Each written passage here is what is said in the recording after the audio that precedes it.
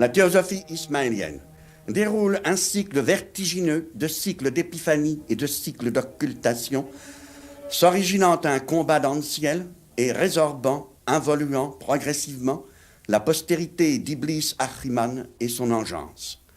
Le mal sur notre terre a des origines et des causes bien antérieures à l'Idan historique des récits bibliques et coraniques, lesquels ne s'ouvrent que sur le lendemain de la catastrophe. Notre présent cycle d'occultation est rythmé par un septuple cycle de la prophétie. Chacun de ceux-ci est rythmé par une heptade ou plusieurs heptades d'imams. Le dernier de chaque période est le KM, le résurrecteur, qui clôt un cycle religieux jusqu'au dernier imam du grand cycle, celui qui accomplira la grande résurrection.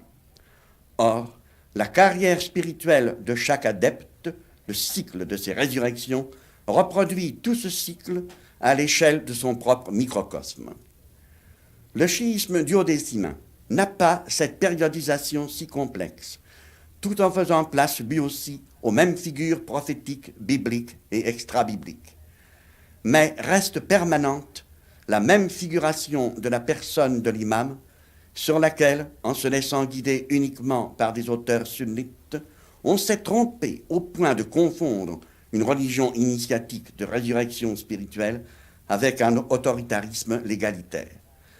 Car l'apparition de l'imam est essentiellement celle du maître de vérité, celui qui préserve le secret de l'exégèse ésotérique, le tawil, c'est-à-dire le sens spirituel caché des révélations, une apocalypsis au sens étymologique du mot. Celui dont l'avènement signifie l'abrogation de la religion de la loi et de ses servitudes, y compris celles que représentent les conditions physiques de l'humanité présente, l'instauration de la pure religion en vérité et de la pure condition spirituelle. Nouveau ciel et nouvelle terre ont ici leur équivalent exact en propres termes. Or, la rénovation, la réjuvénation de ce monde doit éliminer un mal beaucoup plus radical encore que l'état du monde résultant d'un péché originel imputé à l'être humain, puisque ce mal est antérieur à l'homme. Et c'est là, sans doute, que l'on peut déceler ce qu'il y a de commun entre l'éthique zoroastrienne suspendue à l'idée du Saouchiant et l'éthique chiite projetée dans l'idée de l'imam résurrecteur à venir. L'inferno, c'est notre présent monde, infesté par la pénétration de l'Iblis Achiman. Les représentations eschatologiques du Coran sont interprétées au présent. Elles figurent les conditions dans lesquelles se poursuit un combat commencé dans le ciel par un archange Michel, auquel participent tous les siens.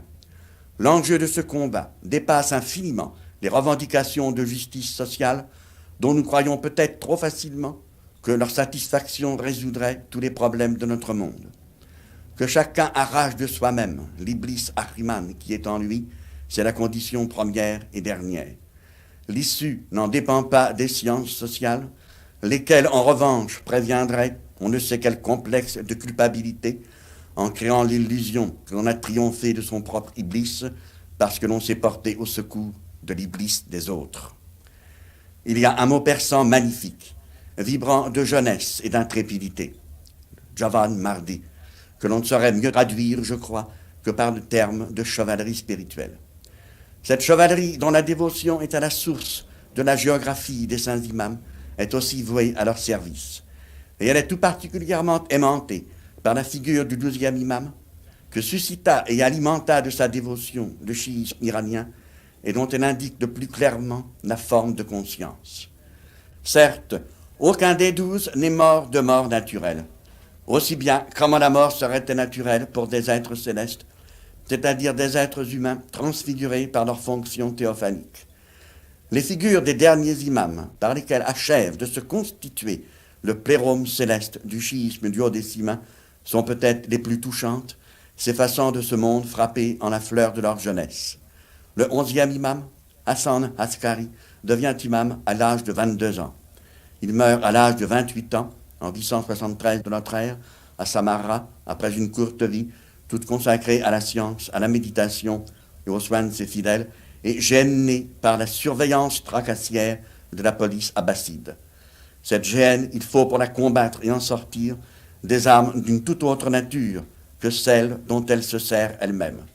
Ce que prépare la vie et la personne du jeune imam, ce n'est rien moins que l'extraordinaire dénouement prévu par le chiisme pour le déchirement qui est non pas la cause, mais le symptôme du mal qui, antérieur à elle, déchire l'humanité.